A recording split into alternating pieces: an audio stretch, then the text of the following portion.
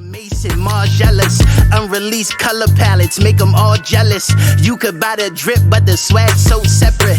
Ponytail poppy, now I sport the fade. Woke up one morning, said it's time for a change. I am one of one, my name is my name.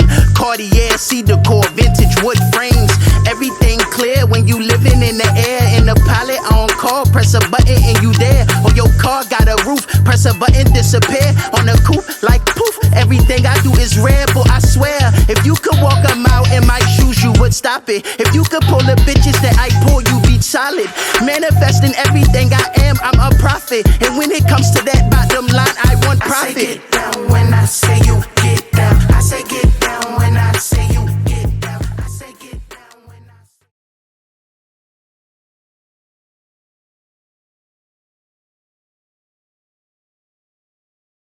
say. You already know what it is. This is The World According to Nellz. Icons and Ideas presents The World According to Nellz, and I am yours truly, Nellz. Of course, we got another great episode for you. This is going to be the election 2024 recap episode. I'm going to talk about things pertaining specifically to the election, politics, Democrat, Republican, right wing, left wing. I'm also going to talk about economics. I told you on episode 8 that I was going to devote a little bit more time to a more robust conversation about the economics of this country and how that plays into not only society, but how that plays into the politics as well. It's a huge portion. And then we're going to just talk about what's going on socially and how much this election has kind of tipped the social landscape. And going back to, I'm going to allude to a lot of the ideas that I spoke on in episode 8. Remember, I talked about treating symptoms versus treating the root cause. And so the tipping point, this inflection point that we see from a social perspective, whether it's Democrat versus Republican, liberal versus conservative, or whomever, that tipping point that I'm referring to is 100% all played into the polarization. So it's been a change that's been going on, I'm going to say over the last about 10 years, in the way we receive news, the way we receive entertainment, the way we communicate. All of those things, it's a transitional time. Society is changing. People are changing. And over the last decade, we've seen an unprecedented shift in people's perception. The unintended consequence of too much information is misinformation. So the airways is inundated with so much information now, it's literally difficult to be able to discern, or I should say more difficult to be able to discern what's real from what's not. What's hyperbole from what's fact. Unfortunately, you got a lot of players out there, and the uninformed minority must maintain, the informed minority must maintain control over the uninformed majority. And that control is always maintained through fear and ignorance.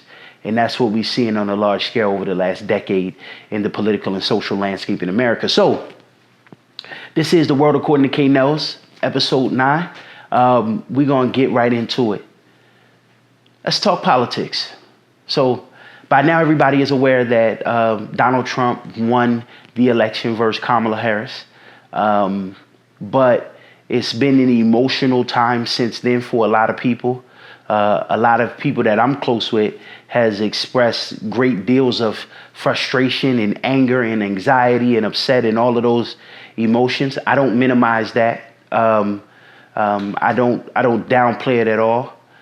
But I do understand the political and social landscape on a level deeper than the average person. So I always try to maintain an optimistic outlook. I always try to find the silver lining.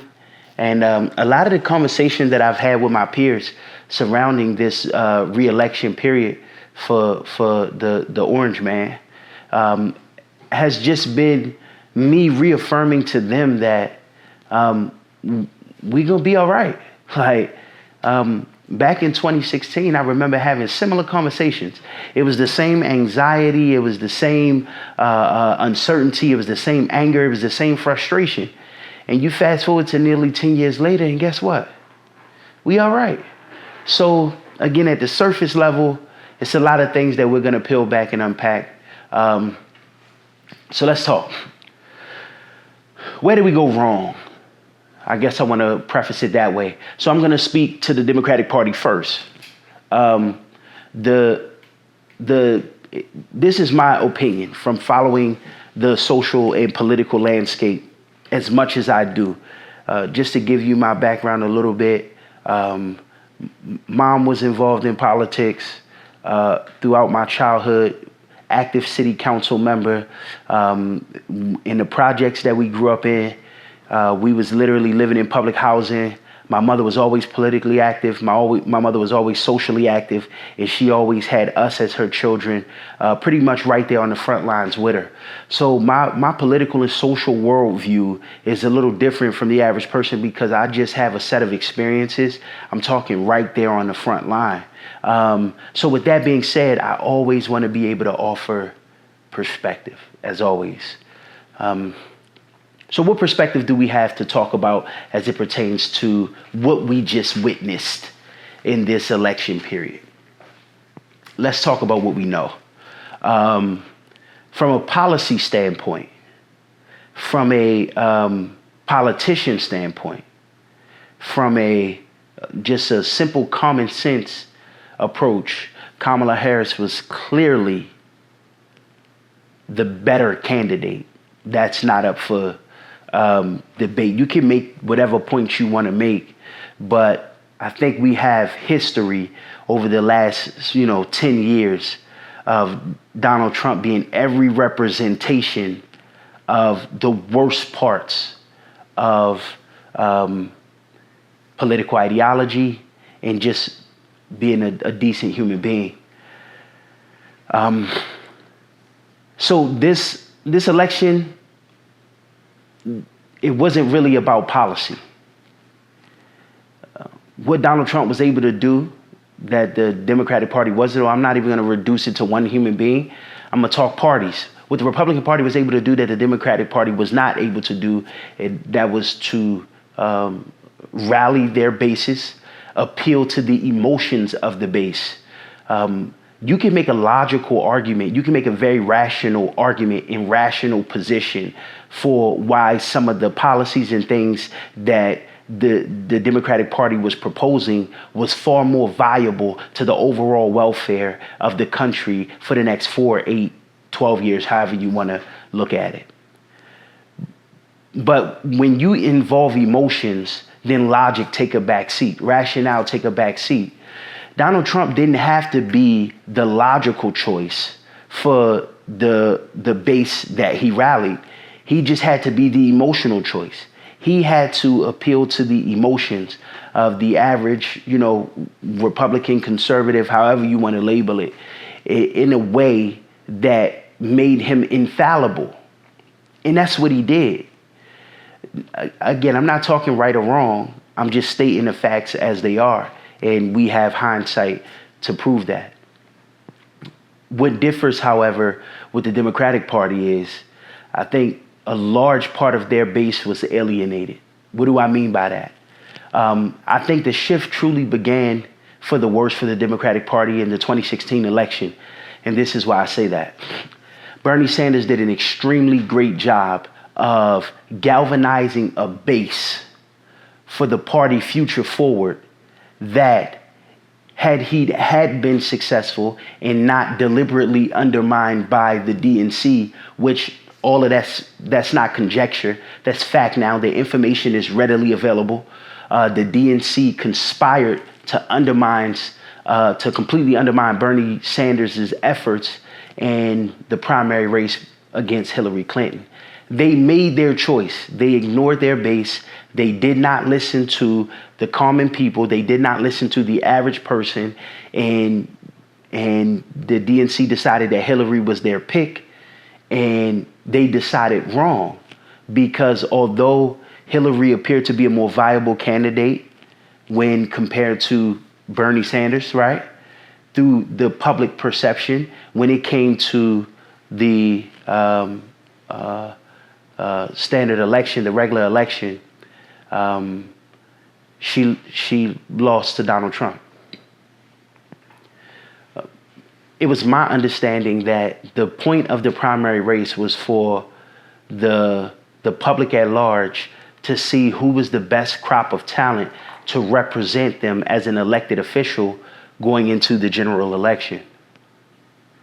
And unfortunately, the Democratic Party ignored the base that Bernie Sanders was able to galvanize because they had their pick.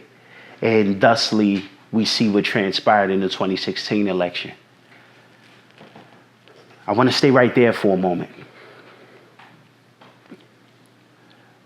The biggest part of the base where Kamala Harris underperformed was conservative, moderate conservative white males. She needed to capture every single base that Joe Biden was able to capture in 2020 and overperform in some areas. And she didn't have the success that ultimately they thought she was going to have. But that's because she was running on talking points that was beneficial to some, but it didn't take into account all of the demographics that she would need to appeal to in order to be successful against Donald Trump in the general election.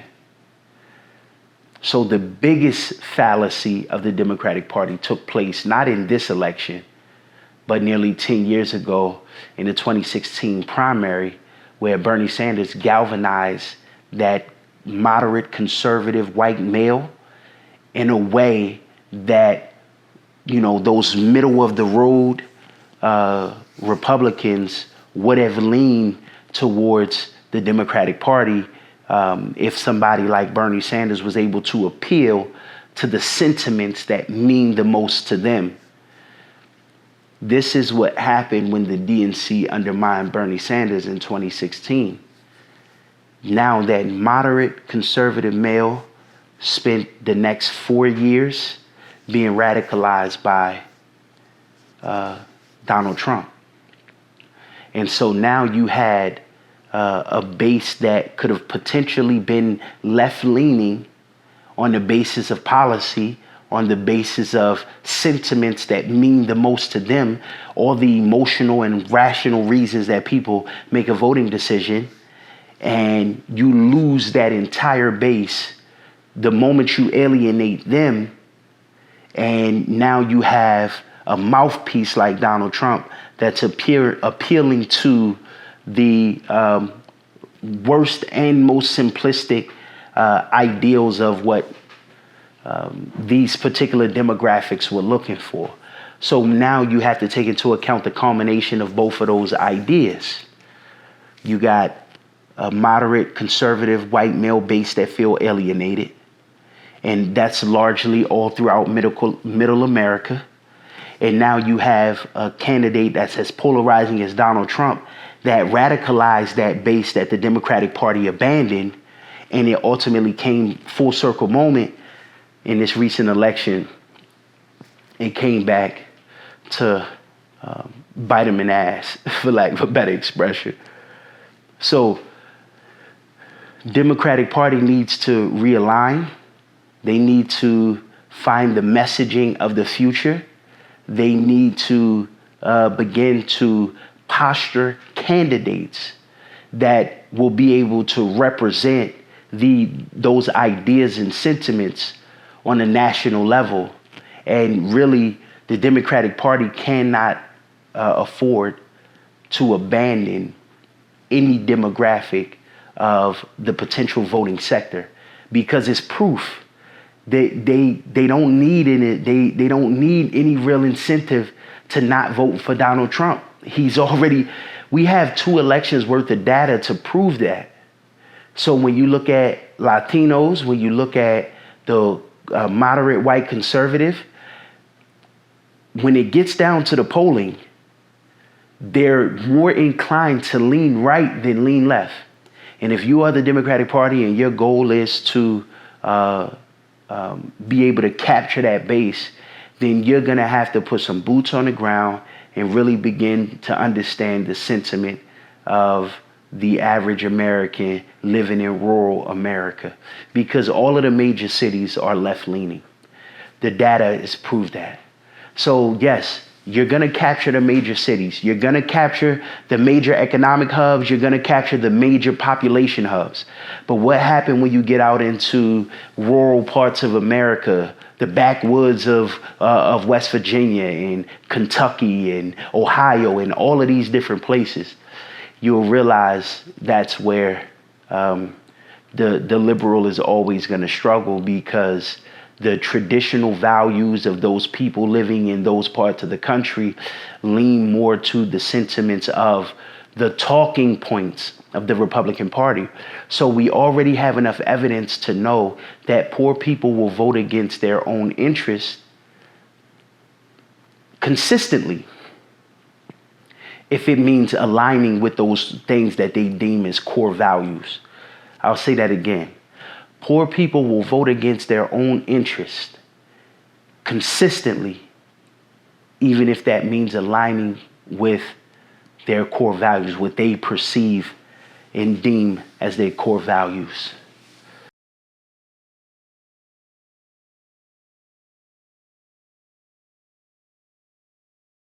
So, with that understanding and with that in mind, what suggestions do I have for the Democratic Party? Well, the Democratic Party have to get younger. All politicians, for real, all politics, both sides of the aisle have to get younger. But Democrats specifically, you're going to have to realize that you're going to have to abandon the old Democratic regime. It's the natural order of things. It's time.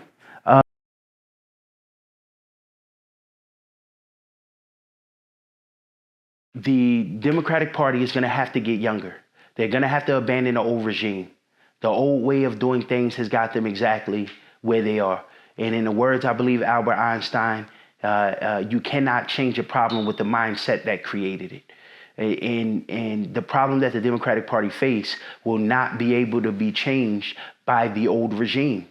You're going to have to get new forward-thinking minds in there. You're going to have to get fresh faces in there. You're going to have to get a different appeal, because there's a generation that's coming from millennial to Gen Z and beyond, that you're going to have to find different ways to appeal to the values and sentiments that mean the most to them. And so because that is the case, you cannot take that old way of thinking and thinking you're going to be able to repackage it and still get success. One thing that the Republican Party has done extremely well is they are always on code. There are a lot of the Republican Party has expressed publicly their sentiments or disapprovals of Donald Trump.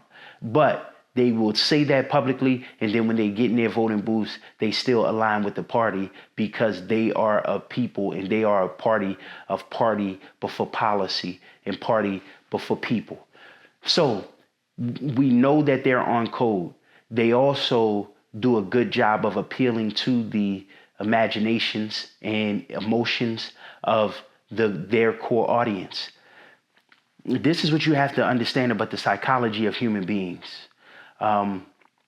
It's a concept that we use in selling, that I teach on in selling. And the goal is to appeal to the innermost desire.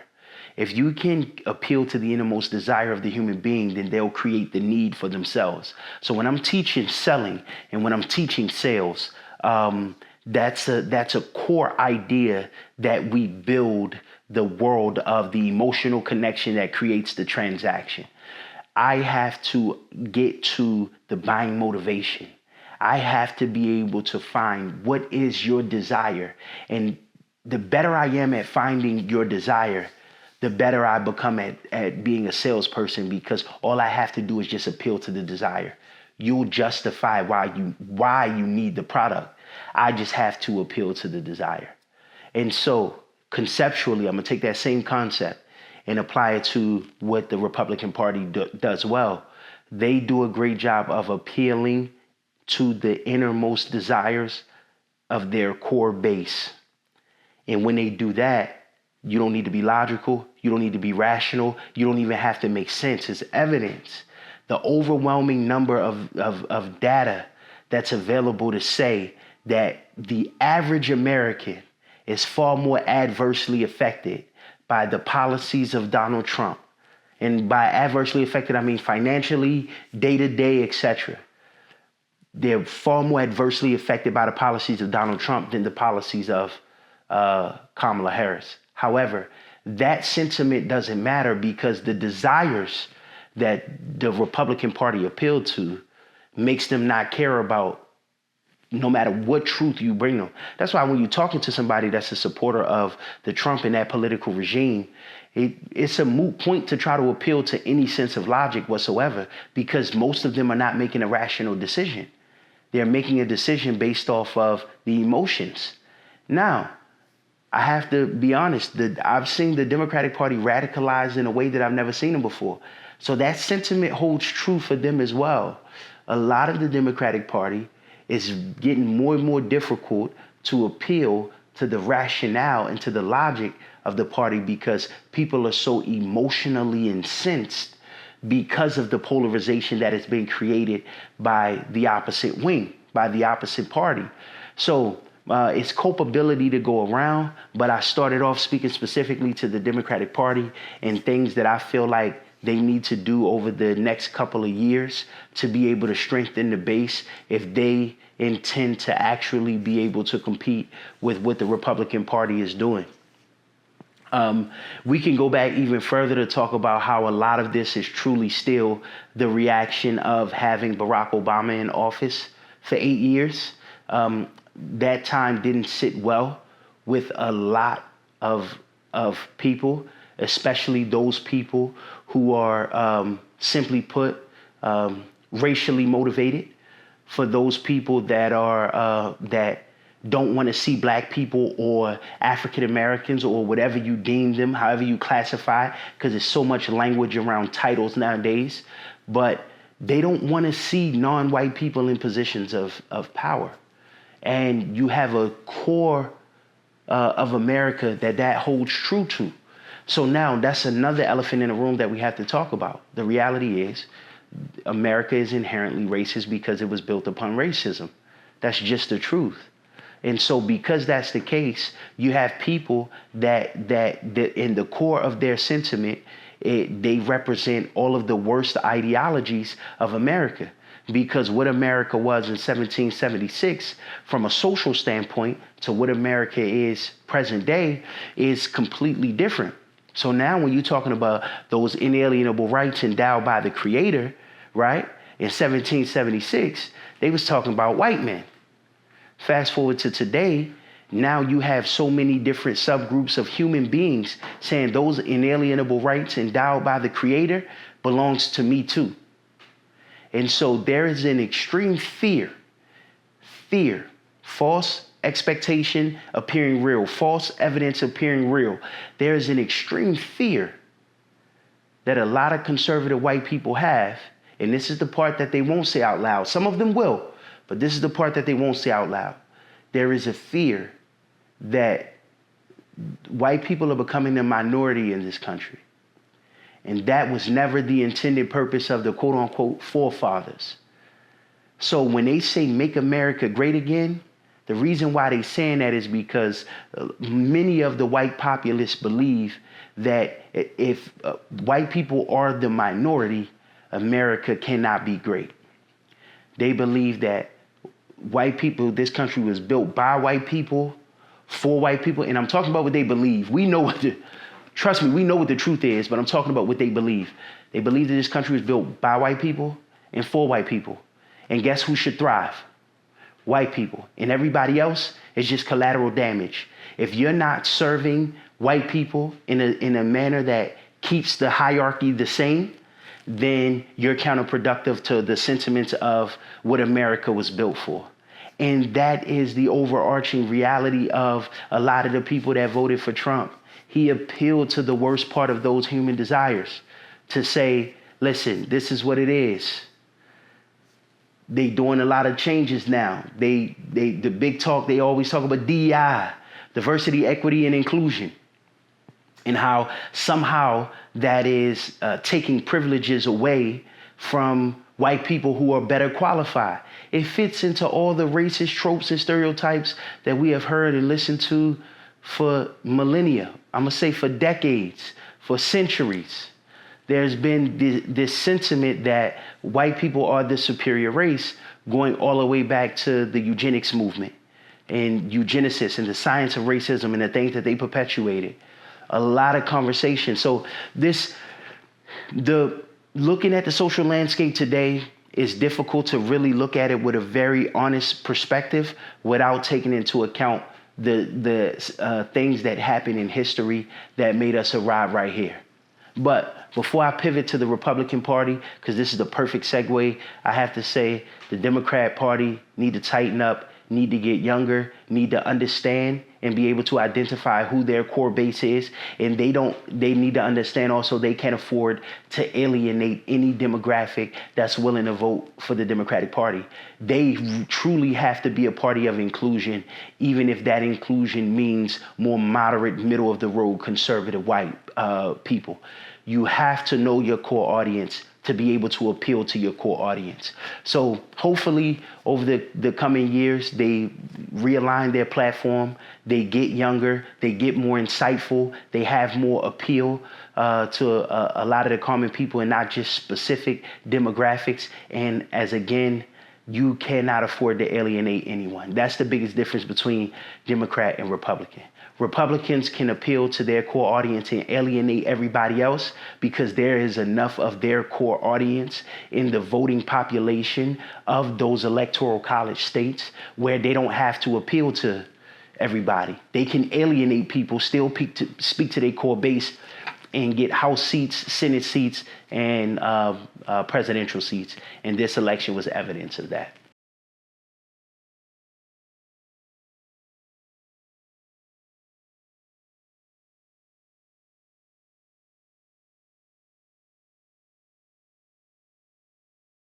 We was talking about the Democratic Party and the mistakes that they made, and I started getting into the Republican Party as well, and that's where I'm gonna stay for a moment. So, with the playbook that the Republican Party used is not a new one. They just kind of repackaged it, dusted it off. They didn't reinvent the wheel. They just put some rims on the wheel that already existed. I told y'all last episode 8, I quoted Lyndon B. Johnson. I couldn't remember if it was him, but I confirmed since then that it was him. And he said, you have to make if you can get the poorest white man to feel that he's better and more esteemed than the highest of the highest black person. If you can do that, he won't even notice your hand in his pocket. And then he said, and I want to get this part right because this is the most important part. Better yet, give that poor white man someone to look down on, and you don't even have to reach in his pocket because he'll pull the money out of his pocket for you and give it to him.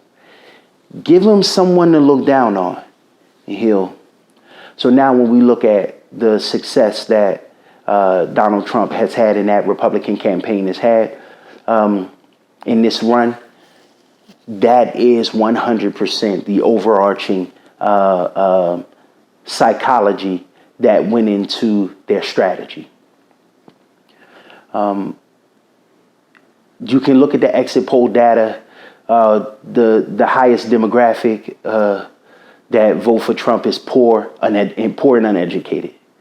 That's not me typecasting. I didn't create that data. You can look at any exit poll data from any entity that you trust, and it will reflect the same thing. So now going back to what I say about appealing to the sentiments, right? How do you appeal to the sentiments of somebody that's poor and uneducated? Well, you can't make a logical case or a rational case as to why you're the best candidate for them. You have to make an emotional case. And that's what Donald Trump did when he started talking and expressing the sentiments that he expressed. He literally has proven to the American populace that if you appeal to those sentiments of racism and prejudice and fear and all it, you can become infallible as long as you are a white conservative male talking about those talking points. There's not going to be any real accountability to anything else, because you're going to be speaking to sentiments that they truly believe. Whether or not you believe that is inconsequential. Whether or not Donald Trump believes half of the stuff he said matters not, because perception is reality. And to the perception of the poor and uneducated that voted for him in overwhelming numbers, then you have to recognize the forest for the trees. This is a classic case of the axe, the trees in the forest voting for the axe because the handle is made out of wood. Poor people in large have voted against their own interests in this election, but that don't matter. The logical case is that. The emotional case is make America great again. These people still in our jobs, DEI, they letting immigrants in, and so on and so forth. A country of immigrants having a problem with immigrants is always going to be laughable to me. I don't care what context you try to put it in, because unless you're Native American, unless you're indigenous to the Americas, everybody is immigrants. One thing that black descendants of slaves have, we were the only people that didn't have a choice to be here. That's why if they could figure out a way to deport all black people, they would. If they could make this a country of just all white people, they would. Their sentiments have already expressed that. Just look at the information that's available from here. But understanding your core audience is the most important part. The Republican parties knew that well. So yes, they were willing to sacrifice any moral aptitude, any responsibility to common decency. They were willing to abandon all of that to incite the most insidious parts of the Republican Party in an effort to gain not only the House and Senate, but the presidential seat as well. So they appealed to religion because a lot of conservatives are religious zealots. So that's a great talking point for them, right? They appeal to the social sentiments. They appeal to like gender rights and equality and all of that. They appeal to those sentiments, right? They appeal to the repudiation of diversity, equity, and inclusion, right? If you're not for diversity, if you're not for equity, and you're not for inclusion, I have to ask you, what are you for? If you don't understand why diversity is important, if you don't understand why equity is important, if you don't understand why inclusion is important, I'm talking about because we're diverse people. So if you're not taking those things into account, if you can't really tell me what's the alternative to not be diverse, to not be equitable, and to not be inclusive, what does that sound like to me? What does that sound like to you? So again, the Republicans did a very good job of appealing to those sentiments of their core base. And that got them fired up, and that got them reporting to the polls in record numbers, as they have since Barack Obama was out of office. Literally since 2016, the Republican Party has seen record turnouts in every election thus far. So they've been able to galvanize a base in a way that the Democratic Party has not, given what we've seen in the exit poll data. Now, I'm going to tell you, as I said before, the Republican Party don't change their playbook. So they've been moving how they've been moving, right? They just put wheels on it. I gave you the quote by Lyndon Johnson, and Lyndon Johnson was a registered Democrat, which shows you the difference in ideology between the Dixiecrats turned Democrats, turned present day Republicans, because you see the alignment. So it's funny, a lot of times I have conversations with people about politics, and the first thing they like to say is, well, it was the Republicans that ended slavery. It was the Republicans that was instrumental in XYZ. And I have to explain to them that the Dixiecrats of that time, antebellum, going into the civil rights era, the Dixiecrats turned Democrats, turned GOP. The present day GOP is the direct lineage of the Dixiecrats. So there was a reversal in ideology. A lot of traditionally Democratic people who lean towards slavery, who lean towards racism, They repackaged their imagery to be GOP, to have a broader appeal, to do what they do present day. I promise you, the playbooks are exactly the same. They don't change anything. With that being said, we got to talk Elon Musk.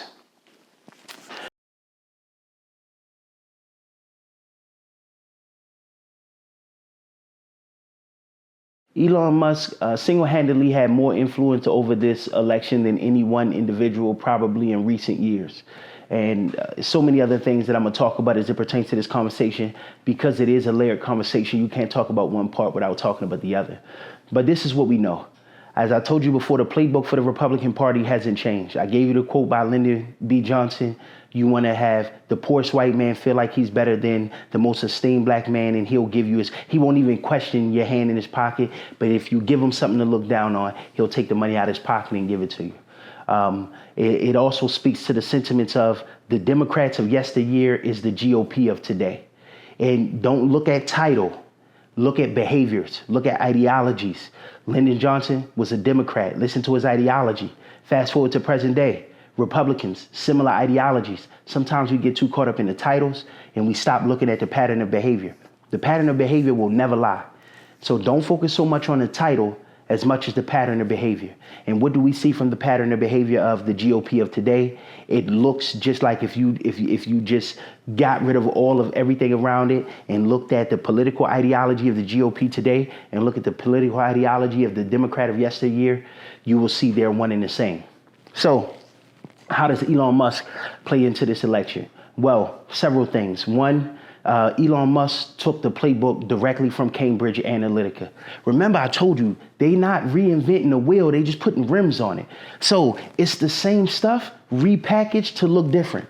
Same playbook though. What do we know about Cambridge Analytica? In 2016, it was a company called Cambridge Analytica, and basically what they did was source data from social media algorithms in so many different places around the internet. They would source all of this data and then they would sell it for political influence. And so now you had a rise of a bunch of fake, ironically, fake news.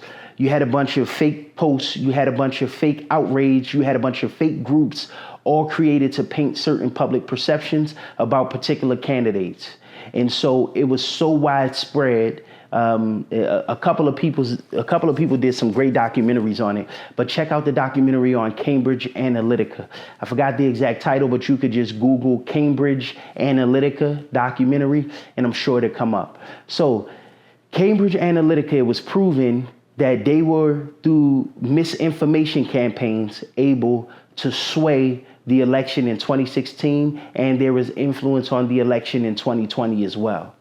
Seeing this play out, you notice one of the big talking points that the Republicans had this year was censorship, because you have a lot of outright racist people that had platforms that at the surface seems harmless.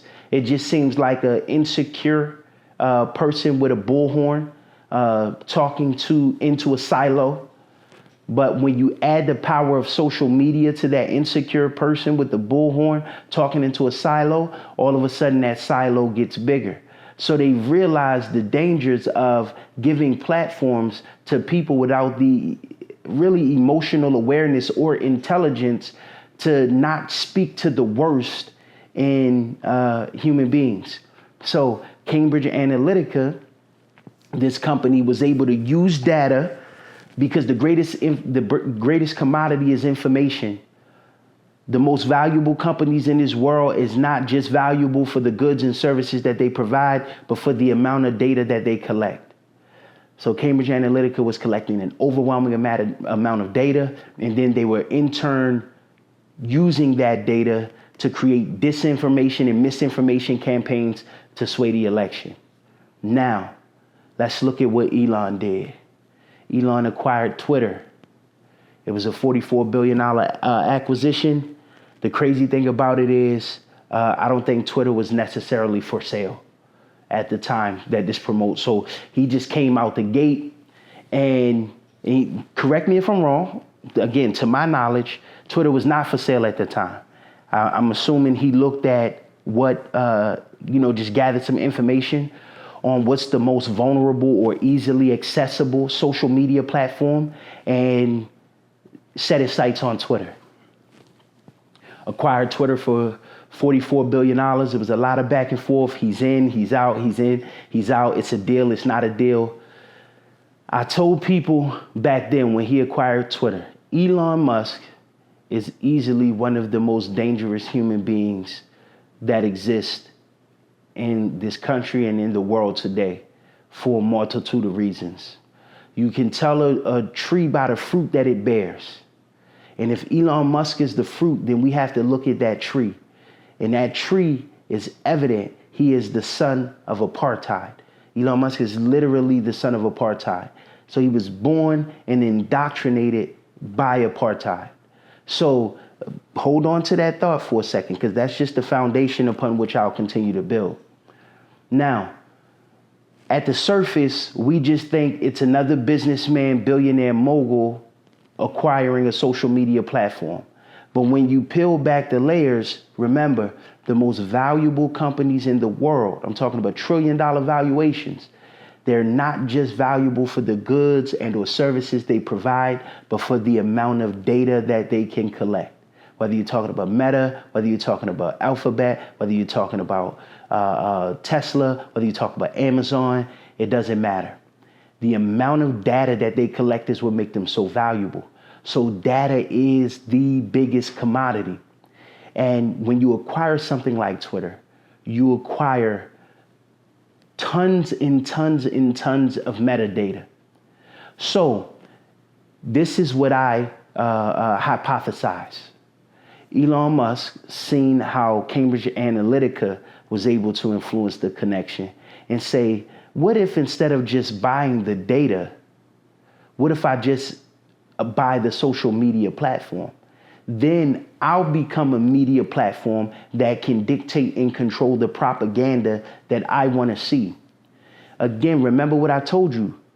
Appeal to the desires, they'll create the need themselves. They'll justify the why if you can appeal to the innermost desires. Elon Musk got the platform. This is not conjecture. Racial tension, racial hatred, racial post increased specifically against black people 195% from the time it was made known that Elon Musk was taken over and Twitter now belongs to Elon Musk.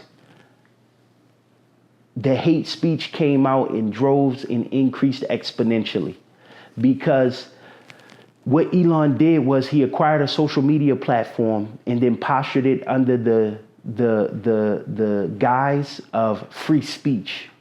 We hate censorship. I'm not going to censor anybody. This is going to be free speech.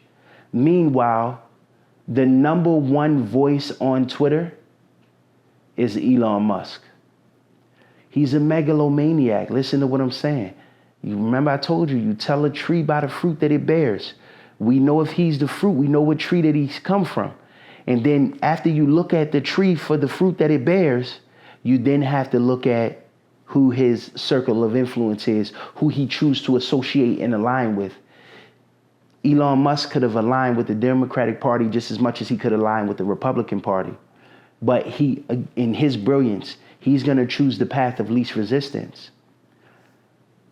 What he needed was influence over the regulatory committees that prevent him on the business side of things from being able to do business the way he wanted to do business. He had a far less chance of accomplishing that by aligning with the Democratic Party than aligning with the Republicans. So in that, he knew that if he can align with the Republicans, he can align with Donald Trump. When he get into office, then he's going to be able to use that influence to advance his own agenda. Sound like somebody else, don't it? Oh, Trump. Again, understanding that he can use that influence to perpetuate and propagandize his agenda, and that's what he did. So Elon Musk saw the Cambridge Analytica play. He's seen how that played out, and then he had the evil genius. Okay, let me see if I can. Now, he acquired Twitter. Now he has a platform to create all of the propaganda that he wants. And ultimately, he turned Twitter/X into the very thing that he accused Meta and everything else of being during the previous elections. It's a silo for right-wing, racist, political talking points. And that's rampant, or evident by the 195% increase in racial narrative and racial tension and racial hatred towards black people since the acquisition. Remember, I have to reiterate, he's a son of apartheid South Africa. He came into this country illegally and worked illegally.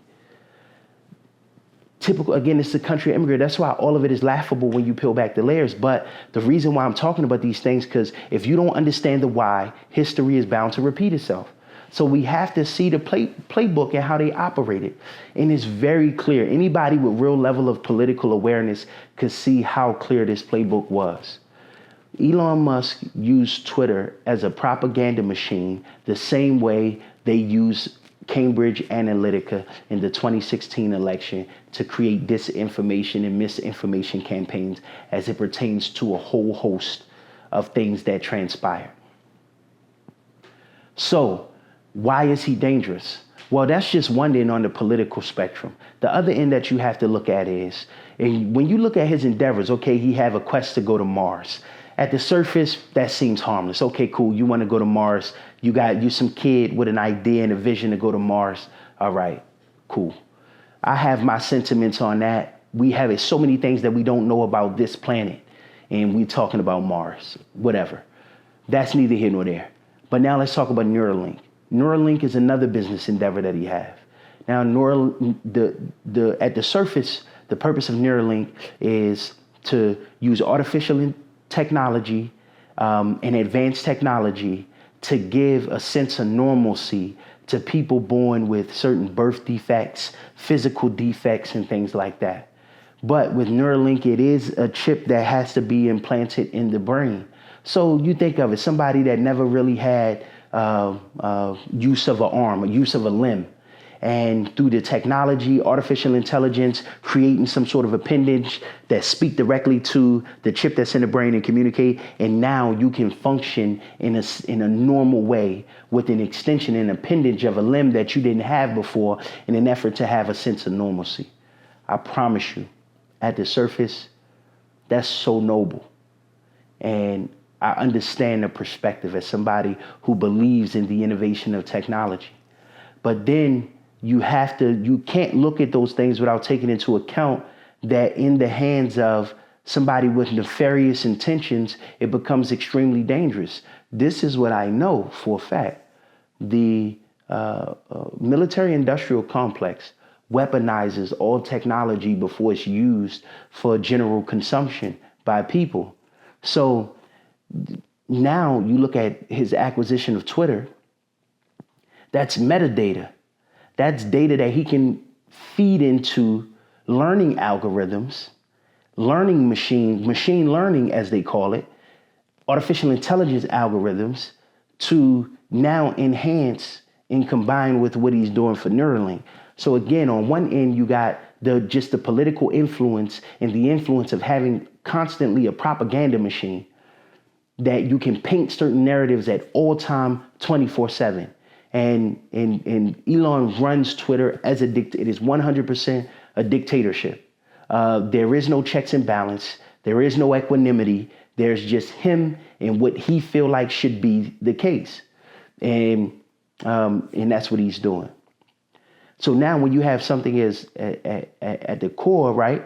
At the overarching premise, you're like, man, Neuralink seems so noble. But when you start peeling back the layers and you realize the ways it could be used for nefarious intentions, now you have to be like, I don't know. And now you have somebody that have all of the resources. He have all of the metadata that he sourced. He has all of the technological capabilities. It leaves a lot to be discerned by the imagination on ways he can use it for nefarious intentions. The biggest tool for control is propaganda. Remember, fear and ignorance are the psychologies and the behaviors that they implement to maintain control, fear, and ignorance. Propaganda perpetuates fear and ignorance at a level that's unprecedented. So now when you go back, what's one of the greatest demonstrations we've seen? And I don't want to say great because great put it in a different light. So let me change the language that I want to use. What's one of the most, I'm going to say, impactful and insidious and dangerous ways that we've seen propaganda used in modern history? Well, look at how America propagandized its perception of black people.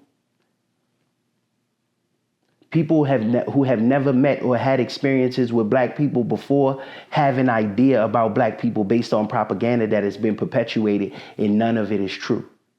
But when you have propaganda painting all black people in a certain light, the lowest hanging fruit is easy for somebody who's never experienced black people to accept that to be true without actually having the tangible experience. What's another dangerous way we've seen propaganda used? Okay, let's go back to World War II. Joseph Goebbels was Hitler's minister of propaganda.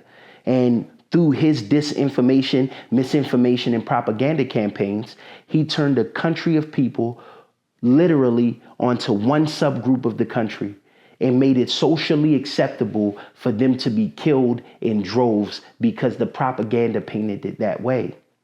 That's why propaganda is so insidious. So we have I can give you a multitude of representations of ideals of this propaganda that spin out of hand when there is no control, when there is no oversight. So it makes censorship to be a very unique conversation because the First Amendment gives us the right to free speech. And it gives us the right to be able to voice opinions, even those opinions that come across as generally unpopular. But now when you live in an age that you do, where that those types of opinions in a more primitive time would have just been that unpopular opinions, now they become the social norms. And that's why, although I will never fundamentally agree with censorship, I have to quote Idi Amin when it is alleged that he once proposed freedom of speech. I will always grant you. However, freedom after speech is a much different conversation. When you think of the ability that technology has now, that unpopular opinion becomes very dangerous when it now speaks to the school of thought for people with nefarious intentions. So where do you create that peace and harmony? Where do you draw the line? I'm going to be honest with you. I don't know. I can't, as I said, I can't fundamentally vie for free speech, to not have free speech, for the censorship of free speech. I am a believer in free speech, but there has to be more culpability and responsibility to the people that's standing on podiums and speaking to the worst, most insidious qualities of a particular demographic or a particular subgroup that makes them want to literally and physically harm another group or subgroup. That's way too far. And it has to have some sort of oversight, some sort of regulations. And I truly don't care what side of the aisle you stand on. What I know for a fact is propaganda in the wrong hands is more dangerous than any biological weapon that you can create. Because although a biological weapon has effects like that, the effects of negative propaganda becoming the social norm replicates itself over and over and over again for eternity. It's never ending. So when you look at Elon Musk and you look at the influence that he has, his acquisition of Twitter played into a much larger scheme to be able to influence the minds of the impressionable people that's looking for somewhere to spew their ignorance, fear, and hatred. And he allowed that to take place. And he created the platform, and he actually touts his platform on that level of free speech. Everybody is entitled to free speech, even if that free speech comes at the expense of someone else's peace of mind, of someone else's livelihood. That matters not. That's why I say Elon Musk is as dangerous as he is, because he, unbeknownst to the players at large, he unwittingly commandeered a social media platform and turned it into a silo where the worst of some of both racial sentiments and others can not only just speak, but be promoted. So Elon Musk played a huge part in the Republican Party, and all he's doing is leveraging those connections to serve his own interests and serve his own agenda. So watch the Tesla stock during his presidency. Watch, I'm telling you what to look for now over the next 4 years. Watch Tesla stock and Elon Musk wealth, right? Watch a lot of the challenges that he faced with the regulatory committees. He'll be able to operate with a level of impunity in all of his business endeavors.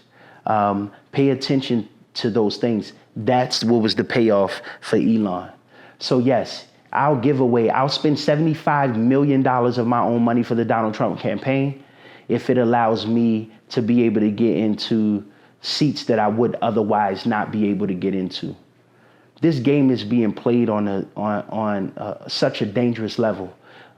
It's a book that I encourage everybody to read. It's about Alan Dulles, and it's called Pawns on the Devil's Chessboard. Or it's called The Devil's Chessboard, but it's from that quote.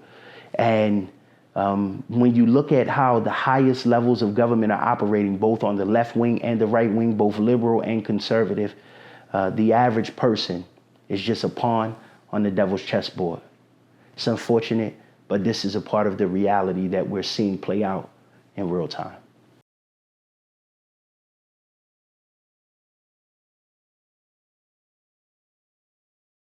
So I've talked enough about the election as it pertains to the politics. Now I want to kind of unpack some layers that's a little deeper than the surface. This particular section I'm going to call the psychology of white supremacy. So a lot of the conversations that we had does center around the political spectrum, because that's the time that we in. So a lot of stuff come out. It's a couple of things that I want to talk about as it pertains to that underbelly of America that I mentioned on episode 8, where I talk about, a lot of those racist values or white supremacist values still hold true. It's a couple of things I want to talk about. One, most people don't know about the history of eugenics in America. And for those of you who are unexposed to that, I encourage you to Google search and look into what eugenics is, what the eugenicist movement was, and how it played into some of the things we experience present day. The eugenics movement was simply the science of racism. It was a pseudoscience, to be specific, a pseudoscience centered around proving that the Aryan or white race was superior to every other race of people in existence. And they created all of this pseudoscientific rhetoric to help perpetuate that idea that we know to be false. So let me share perspective several different ways. I'll start with saying, I set out on a quest to understand what would make someone, because we know for the most part, racism is a learned behavior. It's not something that, if you bring, my mentor always liked to use the analogy or the metaphor. He said, if you take 22 2-year-olds of all different backgrounds and put them in a room with toys, the only thing that they're going to care about is playing with toys and having fun. They're not going to care about what your race is, beliefs, who your parents are, any of that. And there is a lot of merit to be had with that perspective. However, I want to unpack something that's a little bit deeper than the surface. My goal was to understand what would make somebody want to be racist. as a human being. I've lived my life as a human being. And although I want to be happy, although I want to build success for me and my family, I've never in my lifetime wanted that happiness and success to come at the expense of anyone else. So in an effort to be more understanding of how, and again, everybody don't really have the bandwidth, and I understand. If you like, yo, F that, I don't care. I'm not taking no time to understand why they want to be the way they be. I understand that completely. I don't judge you or fault you for that perspective. But me being the person that I am, I really begin to take inventory and say, I want to know why. And I came to this conclusion, and this is what I call the psychology of racism. Racism is largely a function of survival for European people, for people of European descent, or what we know as white people. What do I mean by that? Well, when on a genetic and anatomical level, when your gene pool is recessive, that means you can only reproduce yourself with yourself in a pure form, right? So white people can only produce more white people by being with white people. If they don't do that on a genetic level, if they don't mate in that way, if they don't pair and share ideology in that way, then natural selection will ultimately win in as it pertains to a social construct of race. Keep in mind, the idea of race is 100% a human construct. It's a man-made construct. Whether you go back to antiquity when they referred to black people as Moors or whatever, it's so many different representations that we have to prove, and it's enough information where we know and can prove race is a construct of man, of human beings.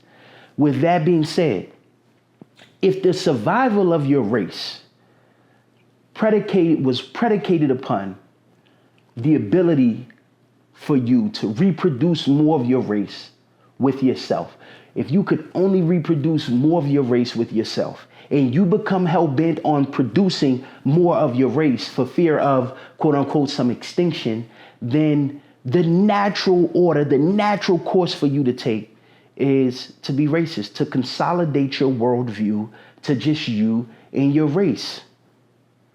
Now, on the other side of the spectrum, when you have a dominant gene pool, I can replicate and reproduce myself with anybody.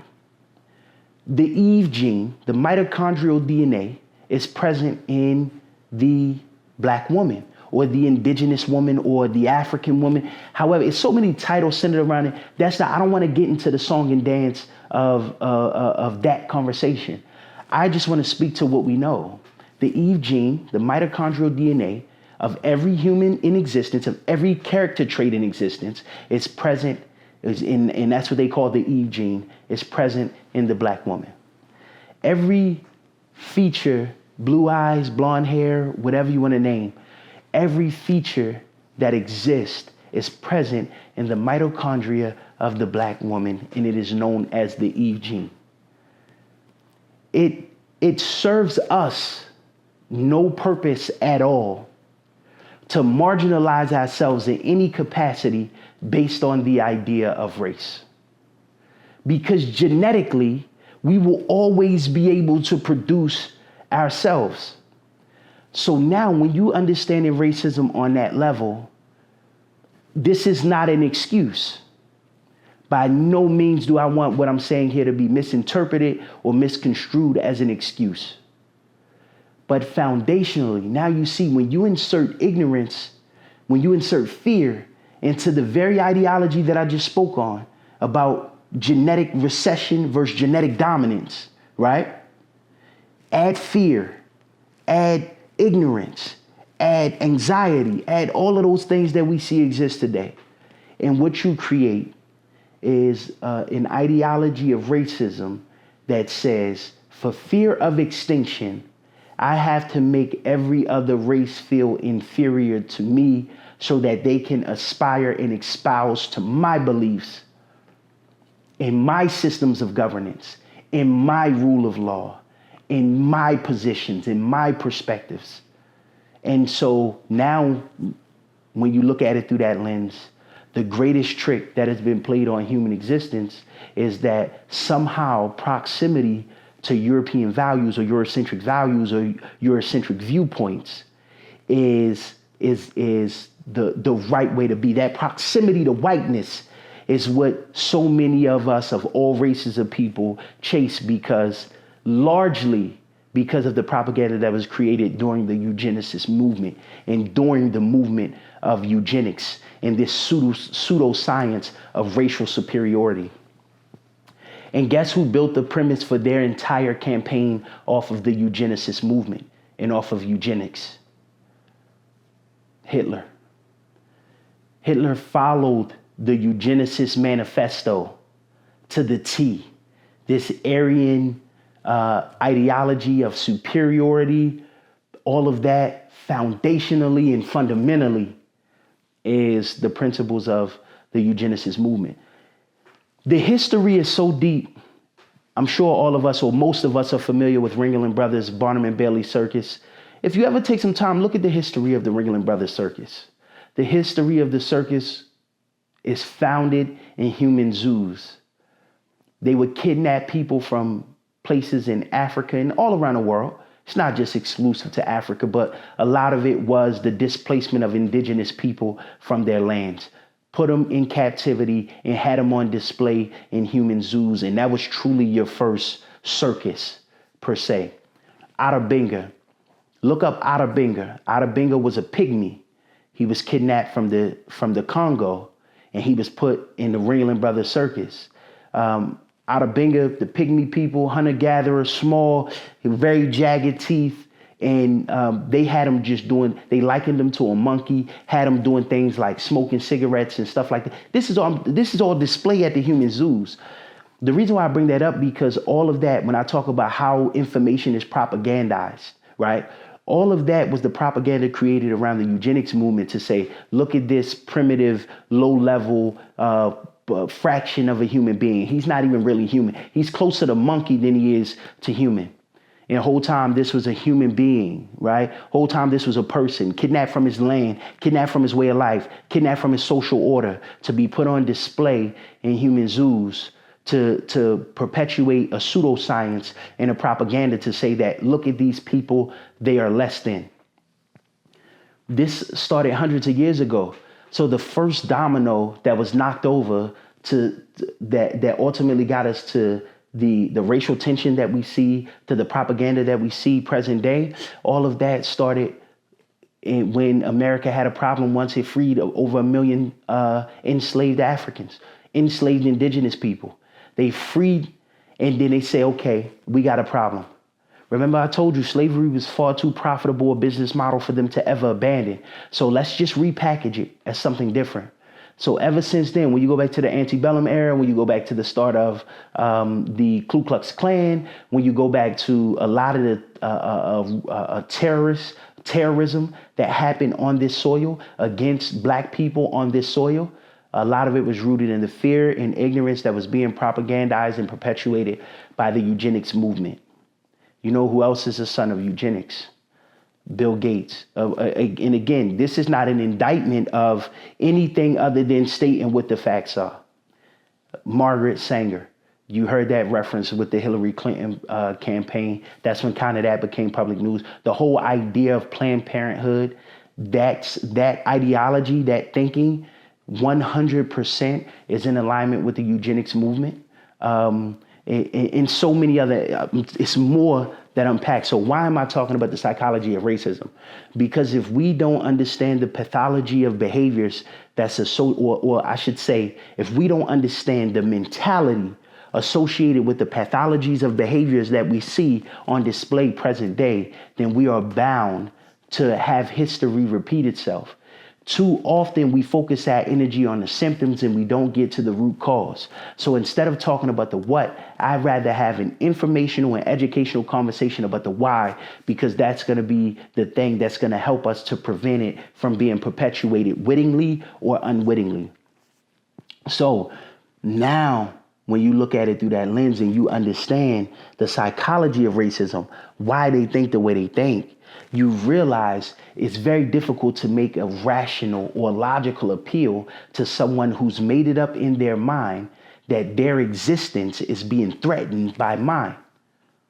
There's no way you can appeal to the rationale of someone who genuinely think my mere existence is threatening their existence.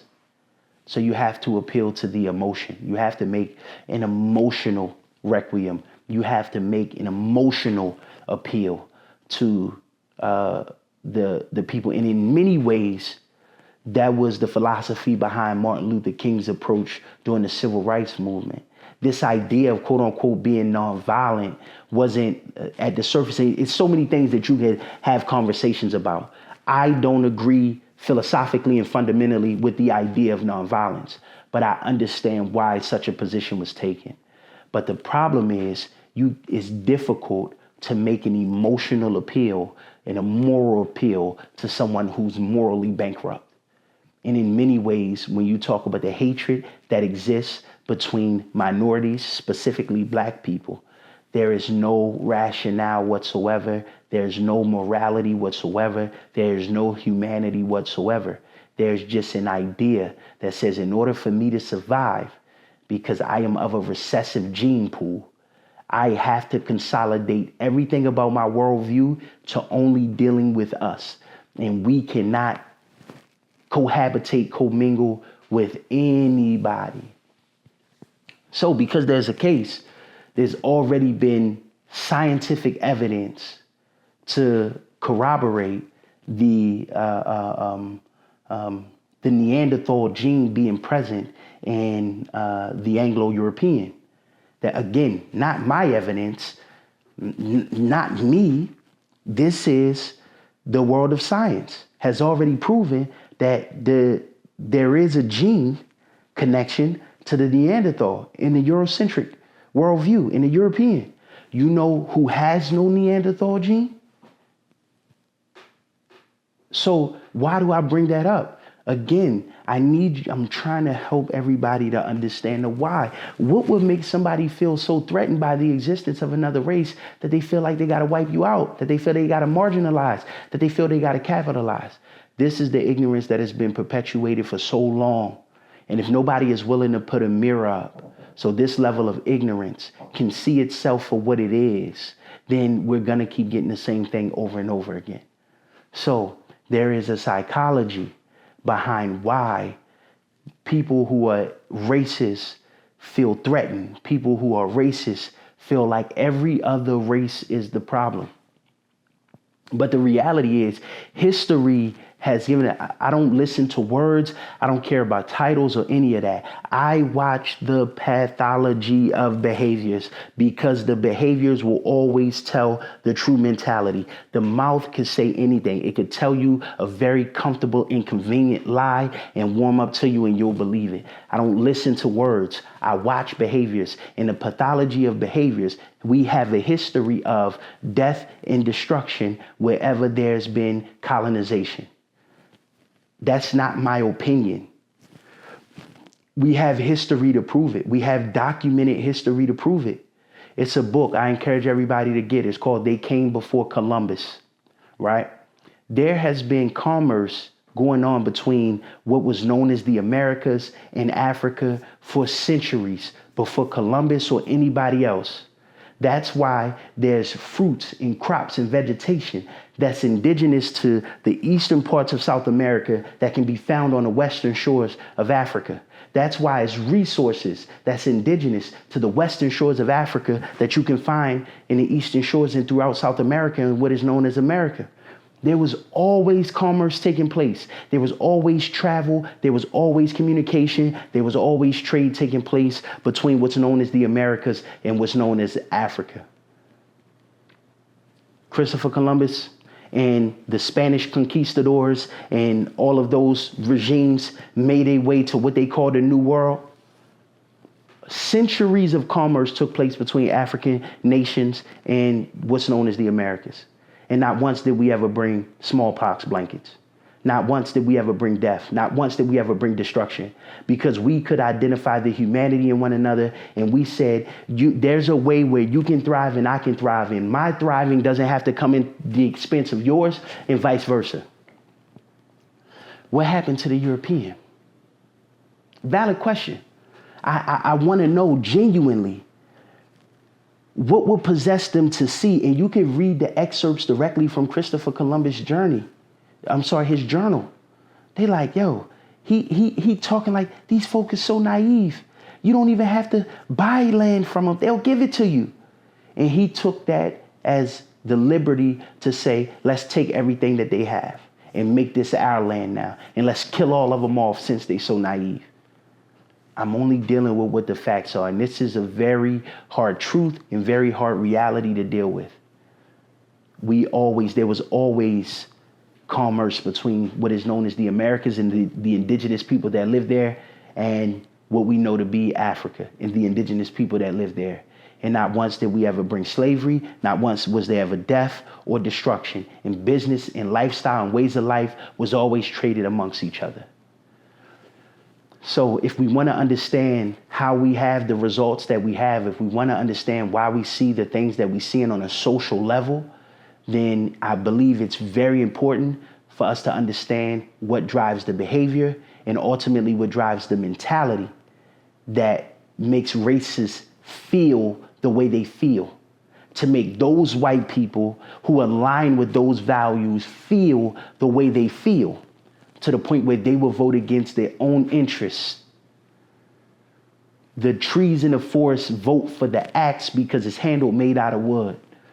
I want to know the pathology of the behavior. And in learning that, I've realized there was some consistencies throughout, no matter where you look at the colonialism, European colonialism throughout the world. There was always a sense of normalcy, a sense of trade, a way of life and commerce that took place before the European colonized. And then the moment the European colonized, the only thing that followed was death and destruction. And then I'll leave on this note, and maybe we'll have this conversation at another time. I'll finish up this segment on this part. In order to understand the psychology of racism, you have to understand the pathology of behavior. I want everybody to Google what the Berlin Conference was. Look up the information on the Berlin Conference. The Berlin Conference is the most influential, impactful, and dangerous thing that happened to the continent of Africa in the last century.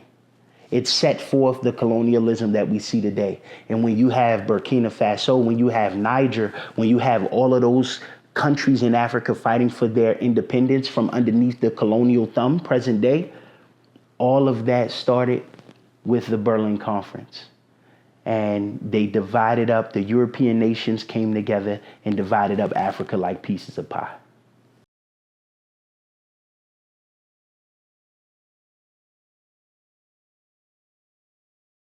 So we're going to finish up talking about the economics of America. I told y'all in episode 8, we started to talk about certain economic concepts, and I wanted to dedicate more time to be able to talk about those things and ideas. And so I'm going to take some time to do that.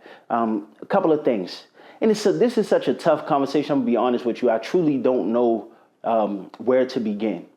But I have to start off giving a history lesson, because in order for us to understand how we arrived to where we are today, we have to understand the history that got us here. So from a financial standpoint, we have to go all the way to the Revolutionary War to kind of set the stage. And that's almost like the beginning of America per se as we know it. The biggest challenge that the founding fathers of America faced was getting under the thumb of the regime of the mother country, which was Great Britain, that still controlled commerce, economics, and so much through taxes and things like that.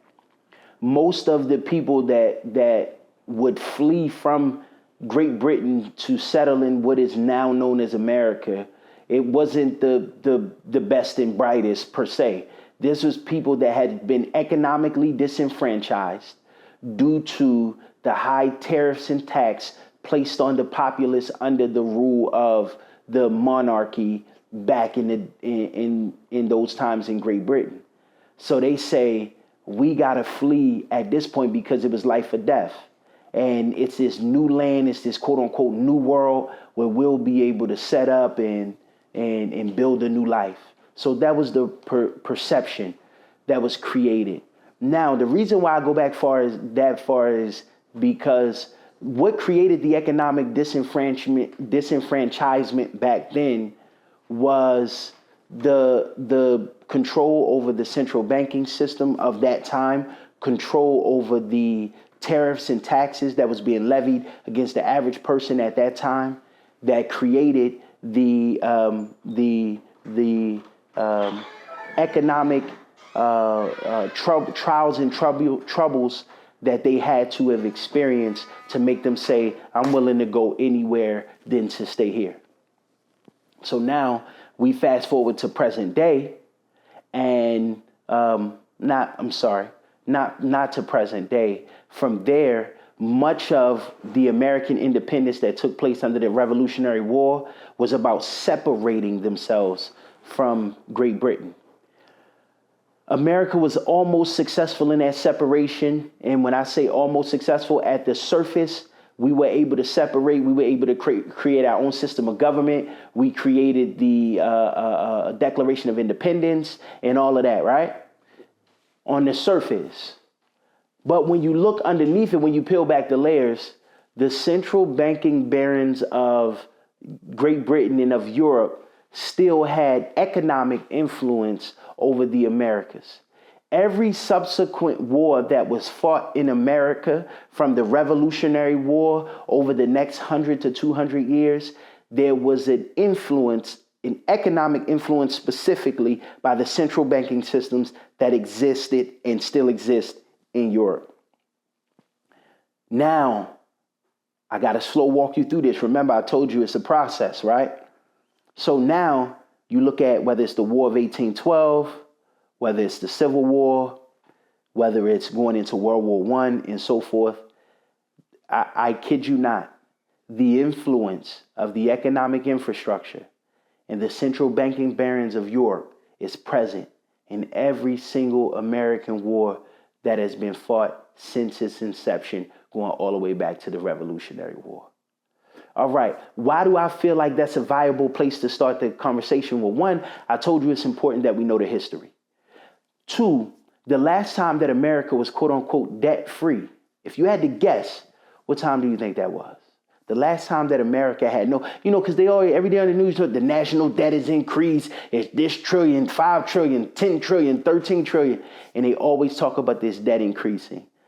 Have you ever stopped to ask yourself, okay, who are we in debt to? Because if there is a debt and there's a debtee, there has to be a debtor. You can't have a debt without someone that you owe the debt to. So now, I told you, we don't want to make statements anymore. We want to ask questions.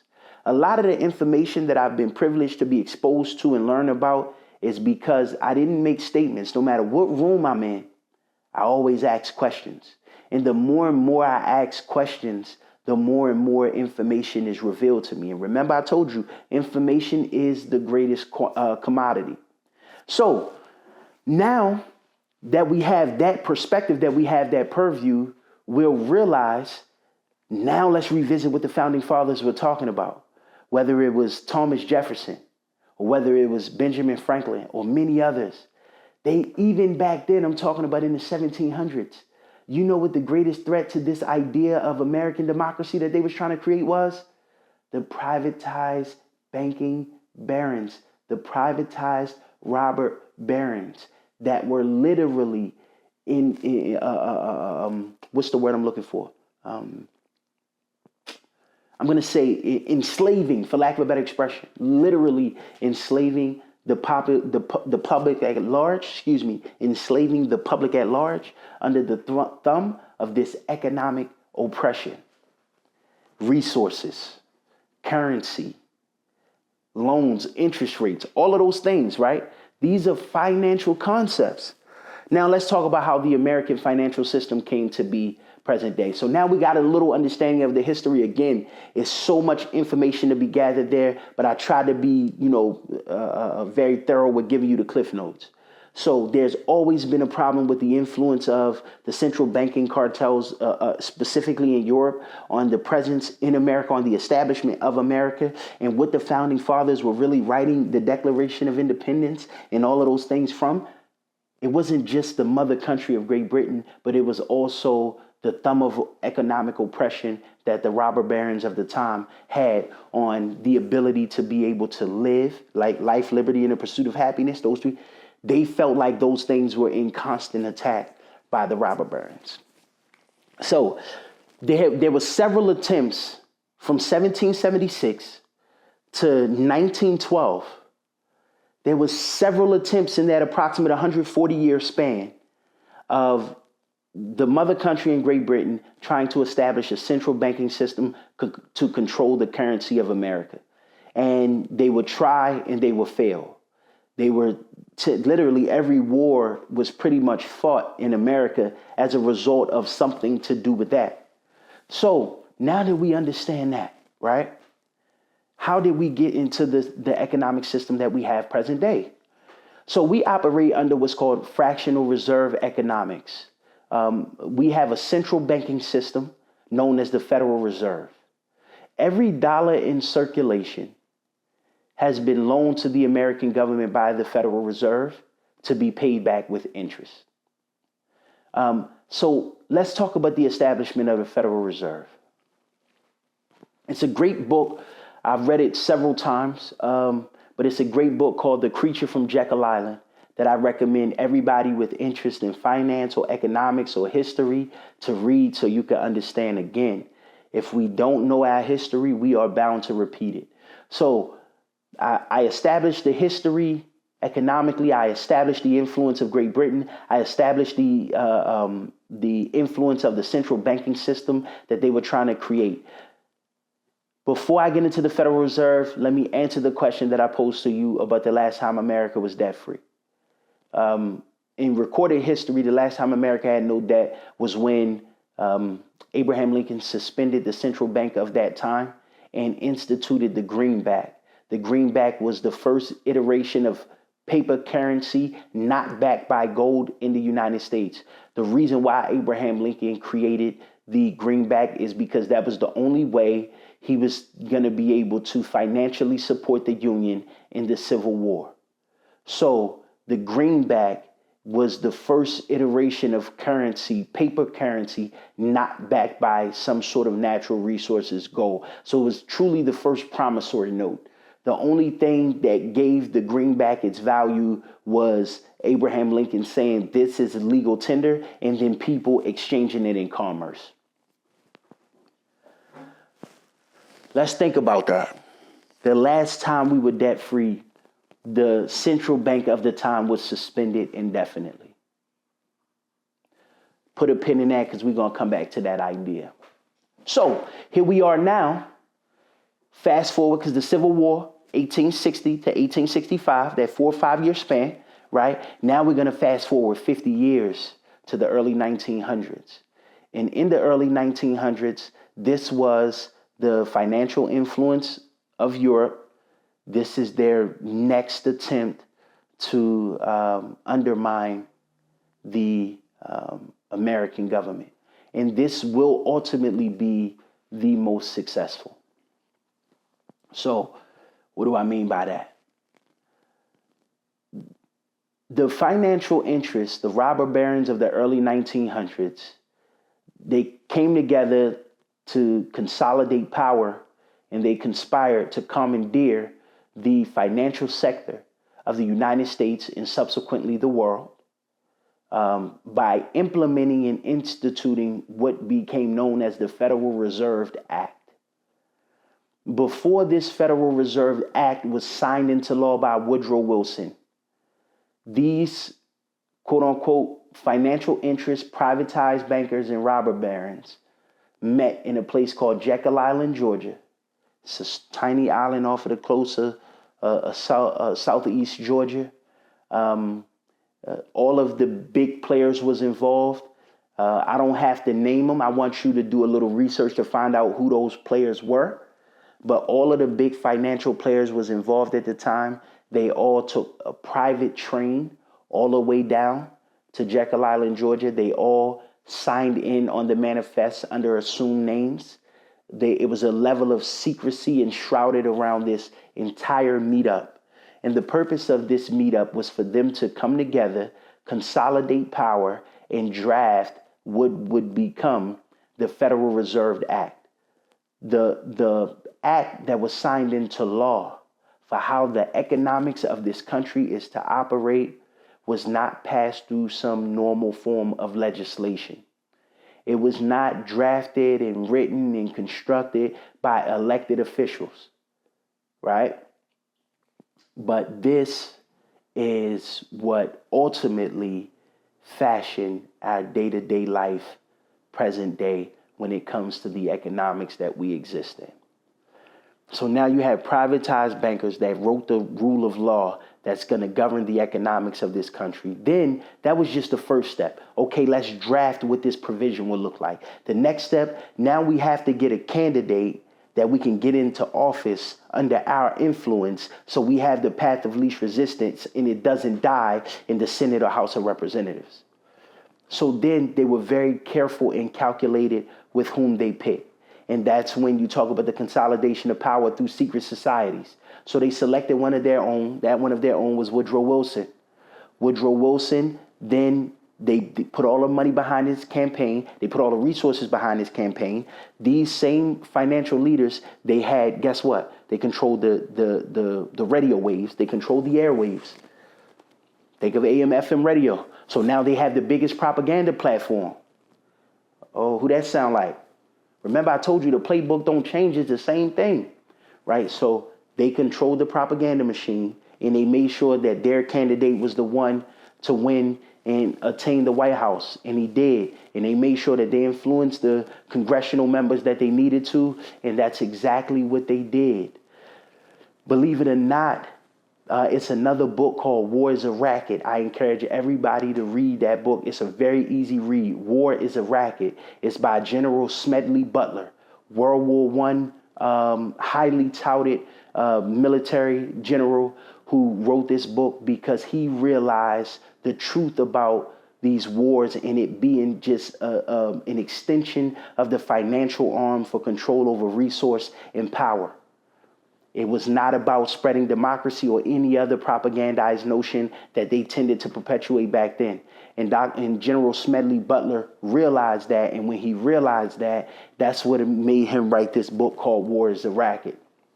The reason why I bring him up is because initially the proposal to be this candidate, this patsy in the White House, was brought to General Butler. They tried to get General Smedley Butler to play along first, to be what Woodrow Wilson ultimately being. And General Butler did the opposite. He played along with him just to get the information, and then he started his own campaign. Like, yo, these people crazy. They trying to sell a country to the privatized bankers. We got to do something about it. So that's, again, a whole nother story for another day. They got their man. Their man was Woodrow Wilson.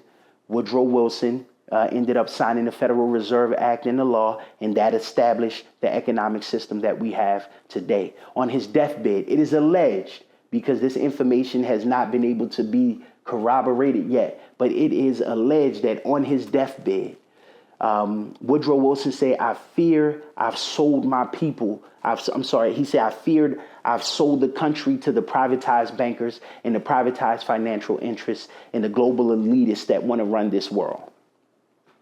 That is what is to have been alleged that he said in his deathbed as a confession of signing the Federal Reserve Act into law. Now, again, I told you it's a lot. It's a lot of information, but I got to give it to you. I need y'all to bear with me. So a couple of things happened around that time that the Federal Reserve Act was signed into law. One of the things was there was a panic. It was a rumor that sent the financial industry in a panic, because you got to remember, before the centralized banking was deregulated. There was no centralized regulation governing all banks. prior to this Federal Reserve Act, and they needed to get all banks on board to what they were operating in order to allow the economics to work how they intended to. This idea of fractional reserve banking, and I'll explain that in a moment. So it was lies being spread about local banks. They was using the media outlets, the propaganda of the time, to say your money is not safe. Take it out the banks.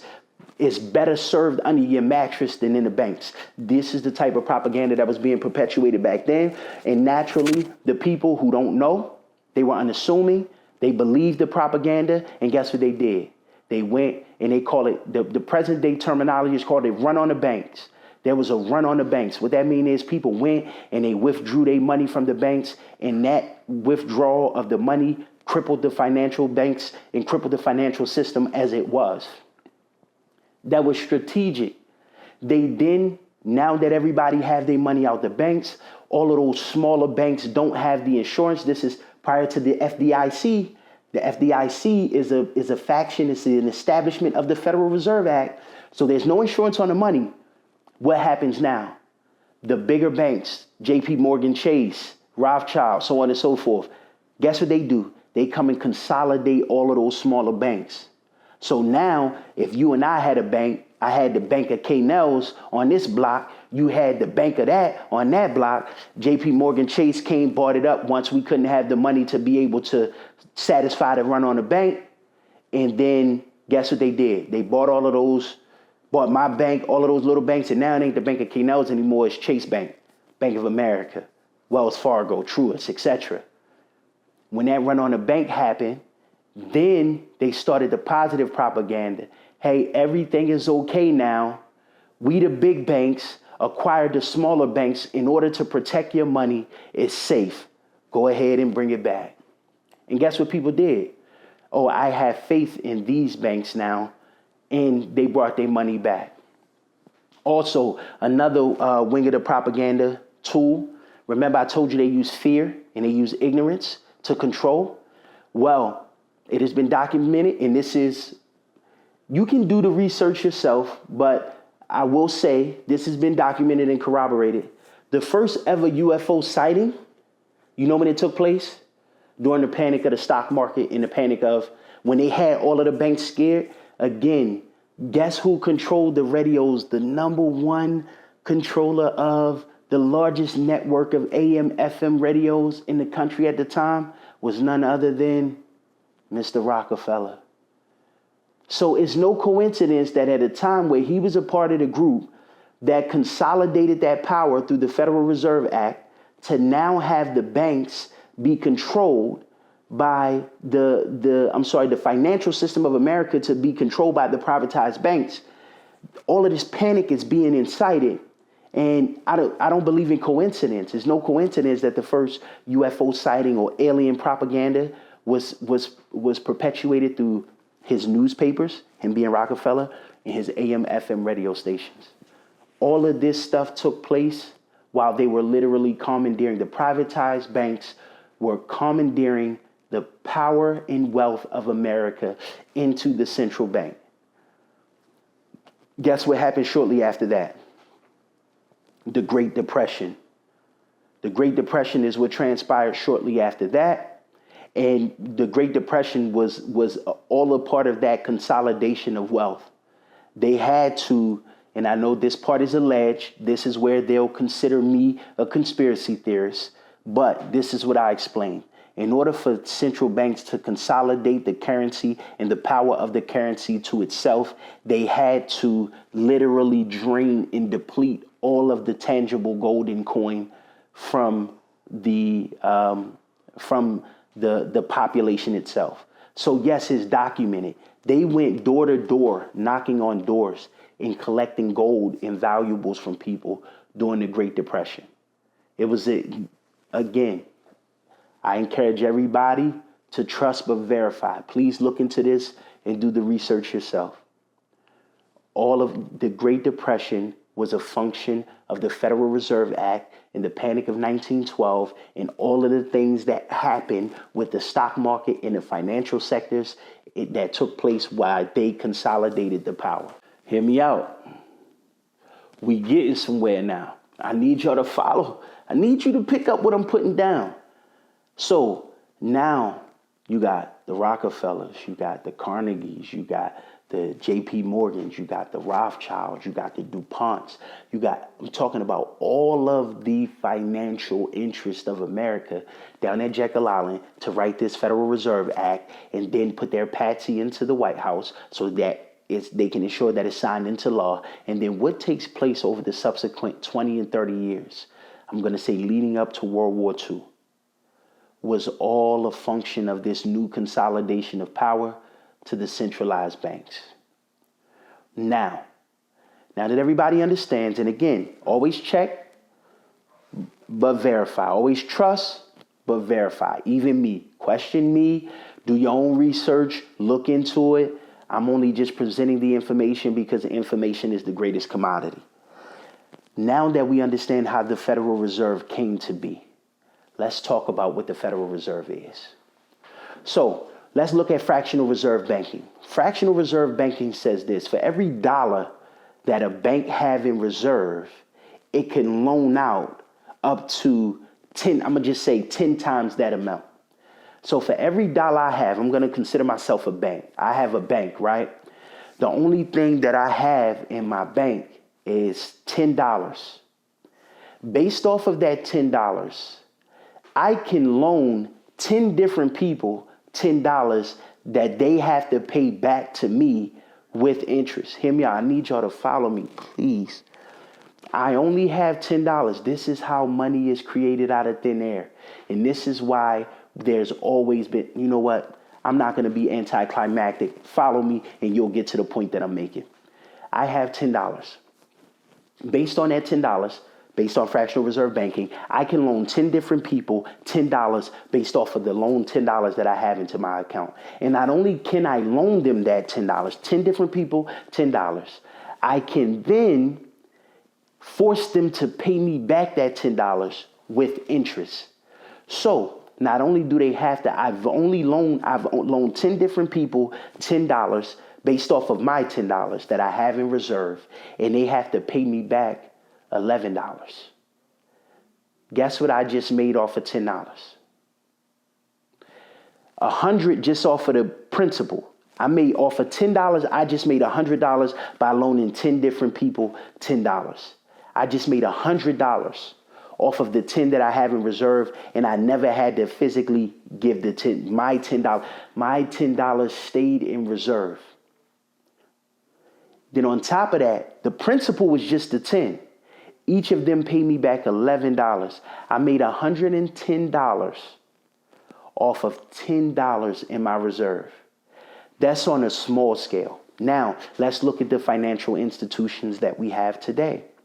For every dollar that they have in reserve, they can loan out $10 to be paid back with interest. How is money created? How is debt created? Out of thin air. It's not real. So follow me. I just made $110 off of $10 that I had in reserve, and I never had to give out the $10. Really. This is how money is. I have to ask. So how is money created? This is how debt is created. This is how money is created. Debt equals money under a fractional reserve banking. So now, when I say the last time that America was debt free was when Abraham Lincoln suspended the central bank of that time during the Civil War and instituted the greenback, a currency not backed by anything, right? Not backed by gold or natural resource, a true promissory note. That was the last time America was debt free. As long as there has been an existence of a central banking system, there has been the existence of debt, because in a central banking system, in fractional reserve banking, debt is money and money is debt. Follow me. You come into the dealership to buy a car from me. I talk to the bank on your behalf based on your credentials. I send it over to them to say, I am asking for $30,000 in debt on behalf of XYZ. They look at your credentials, they cross-reference it with the deal structure and say, okay, we're going to loan the $30,000 to this individual to be paid back with interest in monthly installments. Numbers in the computer of the bank is sent over to numbers in computer of the dealership. And then you work your career, your hard-earned money to put direct deposits into the bank. They loaned you your money back. And then you take that money that you worked hard for to make a car payment. And then they've loaned you your own money back. You work hard and take the new money that you've earned to pay them back for a loan that they loaned you based on your money being in reserve. This is how, please tell me you rocking with me. This is how the Federal Reserve works.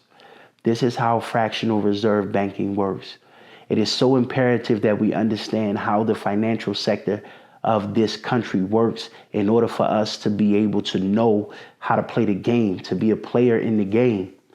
So no money was actually transacted until you took your hard-earned money and made a car payment to a bank that loaned you the money based off of your own money that you have in their bank.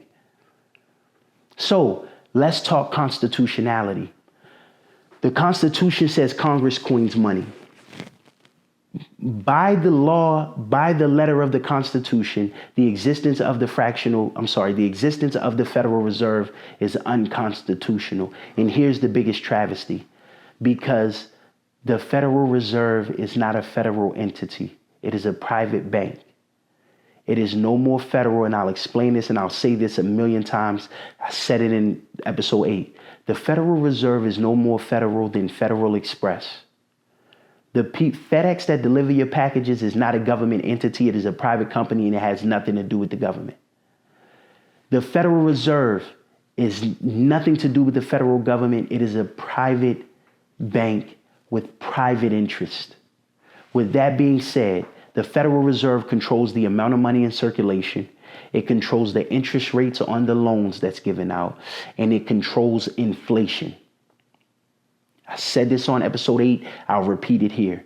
Those three things have more effect on the day-to-day life of a common man, of the common human being, the average American, more than any politician, regulatory agency, or anything that exists. And nobody is calling for the abolishment of the Federal Reserve Act or the Federal Reserve Law or the Federal Reserve. You want to know why? Because those same financial interests that compromised Woodrow Wilson and many other politicians of that time is the same financial interests that compromise the same politicians present day. But instead, they just call them lobbyists. They included it in the game to continue the influence, to continue the control. So now debt is being controlled by the Federal Reserve. Interest rates is being controlled by the Federal Reserve. The cost of a gallon of milk has increased exponentially over the last 100 years, even though the cost of producing that same gallon of milk has not increased at all over the last hundreds of years, over the last 50, 60, 70 years.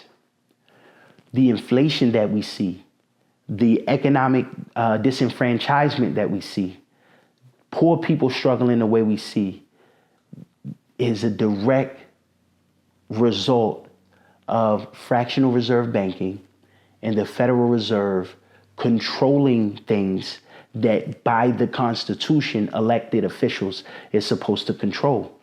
So when you see debt the way you see it, when you see the debt ceiling, you know, they call it the debt ceiling. They use fancy financial language to confuse the average person, but they're just talking about debt. When you see the misappropriation of funds, when you see the irresponsibility economically that we see in this country, guess what? They deem these institutions that operate off fractional reserve banking too big to fail. But when I'm in debt and I'm struggling to take care of my family, I don't get a bailout. They don't say I need a bailout. They don't say I'm too big to fail. They say pay this debt or live under the thumb of having to deal with what life is like under an immense amount of debt, or file for bankruptcy, same thing. Again, we got to understand the rules to the game that we playing. Why is this important? Why is understanding the economic system that we have to exist in so important? because the economics of this country is what controls everything. Now it goes back to my original conversation, why I felt it important to start talking about the history. America fought for its independence. And by all intents and purpose, America in 1776 won its independence, in theory. But when you look at the control of the financial interests, of the global financial interests, America has never been a free country because it's been under the thumb of financial oppression. How do I know that? How do I corroborate that? Well, let's start talking about some other examples that we see in history. Let's go into the Caribbean. Let's talk about Haiti for a moment. Haiti won its independence how long ago? In theory, Haiti has been under the thumb of French colonial financial oppression. They have literally been paying, Haiti has been paying France debts to France since they quote unquote won their independence. And you can do that for many Caribbean nations. Let's talk Africa as well. Many African nations are still paying debts to the colonialism, to the country that colonized them during, guess what? The Berlin Conference. Now you see how it's all connected. This is why I'm telling you, just follow the pathology of behavior. Their mouths will say anything, but one thing that they're good at is documenting history. So when you look at the history, it's so evident to see. This idea of freedom that we exercise in America is just the illusion of inclusion, because as long as I keep you under that perception, then let's go back to what Lyndon said. Now we having a full circle moment, right? Lyndon B. Johnson said, make the poorest of the poor white feel like they better than the most esteemed black. And he will never acknowledge or even pay attention to your hand in his pocket. If you give him someone to look down on, hell, he'll take the money out of his pocket and give it to you. Why is that important present day? Because while we so busy fighting each other over political ideology, liberal, conservative, left-wing, right-wing, Democrat, Republican, there is a financial interest that exists on a global scale that's influencing the things that affect us most as individual civilians in this country and abroad. And because we're too busy fighting over with each other, we don't even recognize their hand in our pocket. And as a matter of fact, we'll even perpetuate the propaganda for them if they make us feel esteemed enough. If they give us somebody to look down on and fight with, we'll validate their existence. History is the greatest teacher. And one thing that I've learned, again, I told you, and I still stand on this, trust but verify.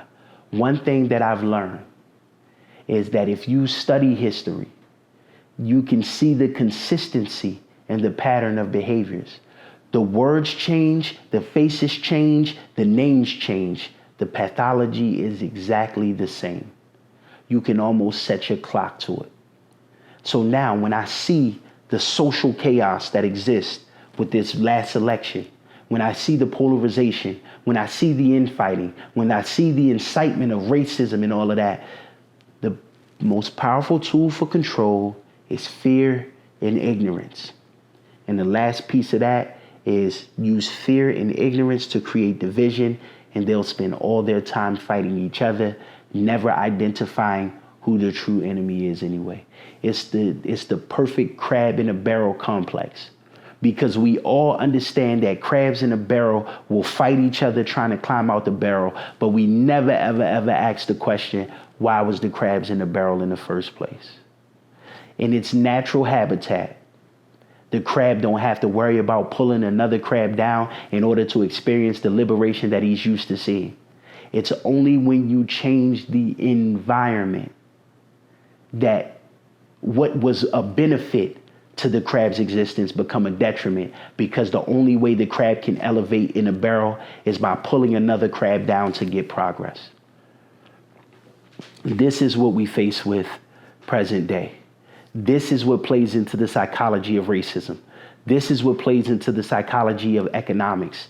This is what plays into the psychology of the social landscape of why people behave the way they behave, because they're unwittingly, and we are unwittingly, pawns on the devil's chessboard. In the moment we take a step back and take a macro look and not be so consumed in a micro and see what's going on and see the forest for the trees, I guarantee you we'll stop voting for the axe. But as long as we stuck in this macro worldview, as long as we can't take a step back to objectively look at how we got to where we are, then we will always vote for the axe. Because to the uninformed, he looked like he one of us because his handle is made out of wood. Not knowing the head of the axe is the very thing that will be to our detriment. This conversation, again, is so layered. There's so many more places that I want to go, but I don't want it to be an information overload, so I'm going to stop right there. But it's several things that we need to understand, and it's several wars that we have to fight simultaneously as people in order to experience the liberation that we should be able to experience in this human existence. There's a psychological war going on, a war for our minds, a war for our attention spans, right? A war for our emotions. There is a physical war going on. And I'm not talking about boots on the ground. I'm talking about health. And we'll have another conversation about the impacts of Western medicine on the existence that we see human beings in America under now. And that's what I'm learning about. This obesity epidemic and all of that, it all ties into Western or centralized medicine. So there's a psychological war being fought. There's a physical war being fought. There's also a spiritual war being fought. The spiritual war that's being fought that's where you have that good and evil complex that come into play. But there's definitely spiritual warfare going on in this moment. And being aligned with the God in you is probably the most important asset and attribute to have right now. That alignment, that empowerment of the spirit. And so you got psychological, physical, spiritual, and then you have economic. There's a financial war that's being taken place, that's happening. And so we have to fight 4 different wars simultaneously. And this financial war is the war that keep poor people poor. The financial war is the war that says in order for there to be an informed minority, there have to be an uninformed majority. The economic war says capitalism is to capitalize on. There's no equanimity in capitalism. There's no equity in capitalism. There's the consolidation of power to the few over the many. So that's why you have the economic disparity that you have not only in this country, but on a global scale as well. So those are the 4 wars that we have to fight simultaneously. And with everything that's going on in our day-to-day lives as human beings, how possibly can we have the bandwidth to adequately fight all of those wars? We can't. This is why the powers that be are winning. The allyship that we need is between one another. We have to be very adamant and consistent about building bridges on how we are alike instead of building walls based on our differences. Because in the grand scheme of things, the power is always with the people. And it is imperative that we know in order to fight all 4 of those wars simultaneously, that it's going to require the allyship of us, of those people in alignment with one another to create the liberty that we want to see, to create the quality of life that we want to see, and really upend this regime that has been controlling us, that has been killing us, that has been manipulating us for forever. But this conversation all starts from the same premise. Look at history and let history be your teacher. Stop listening to words, stop getting caught up in titles and opinions, and just simply focus on the pathology of the behavior. And the picture that it paints for you is so clear. And so I hope that the insights that I gave in this time created that perspective for you and created that picture for you. As always, I'll tell you, trust but verify. Don't just take my word for it. I gave books. The Creature from Jekyll Island, look into that. War is a Racket, General Smedley Butler. Look at that. And there's so many other pieces of literature that I'm going to continue to offer so you can read and you can learn. Trust but verify. Take everything I say with a grain of salt. But my goal is to be able to give information because information is the greatest commodity. And if we're going to see a true transference of wealth, and we will, in order for us to see a true transference of wealth, there have to be a true transference of information, because for my lifetime and for many years now, information has been consolidated to the powerful minority, because fear and ignorance is still the most powerful tools of control. And so as long as the public at large is fearful and ignorant, then we'll always be experiencing the infighting and situations that we have now. For me, helping somebody get over their fears is a much tougher feat. That's why I focus on giving you the information, because I can provide information. And that information ultimately will help you overcome your fears. But if you don't have the information, if I don't overcome the ignorance first, helping you get over your fears is going to be an insurmountable task. So this is me. This is my effort to get rid of the ignorant part of the control by leveling the playing field with information, because present day, there is no greater commodity than information. Information is the one thing that I'll never be selfish with, and I'll encourage you to be the same. So, as always, this is Icons and Ideas presents The World According to K. Nellz, and I'm yours truly, K. Nellz. Always remember to master the room. You can choose to be a thermostat or a thermometer. A thermometer can only tell you the temperature of a room, but a thermostat can change the climate. Every time you walk into a room, I need you to walk in with the energy and the presence of mind to know that you're going to change the temperature of that room every single time. I appreciate y'all for rocking with me. Like, comment, subscribe, share. Keep the numbers going up. We're going to keep giving you dope content, insightful information. I'm going to get back. Let me give a little disclaimer. It was very important that these real conversations take place because the real conversations are important. However, I'm going to get back to having more fun, more lighthearted conversations around entertainment and music and sports and all of that. But I feel it very important that we have a balance of both. It's a lot of places you could go and a lot of sources and content that you could go to get ignorance, or that you can go to get laissez-faire conversation, or you can go and get sort of simple forms of entertainment. So if I'm not providing that for you, as much as I want to keep you as a captive audience, find those other outlets that's going to give you that. But when you want real insightful conversation, I feel like there's importance to have a balance of that. So I'm going to always provide the real, the insightful. I'm going to push the envelope. I'm going to give you information. And then at the same time, we're going to have a little fun too. You dig? I appreciate you as always. Thank you. Keep rocking with me. In a Mason, Margielas, unreleased color palettes, make them all jealous. You could buy the drip, but the swag so separate. Ponytail poppy, now I sport the fade. Woke up one morning, said it's time for a change. I am one of one, my name is my name. Cartier, cedar core, vintage wood frames. Everything clear when you living in the air. In the pilot on call, press a button and you there. Or your car got a roof, press a button, disappear. On the coupe, like poof, everything I do is rare, but I swear, if you could walk a mile in my shoes, you would stop it. If you could pull the bitches that I pull, you be solid. Manifesting everything I am, I'm a prophet. And when it comes to that bottom line, I want profit. I say get down when I say you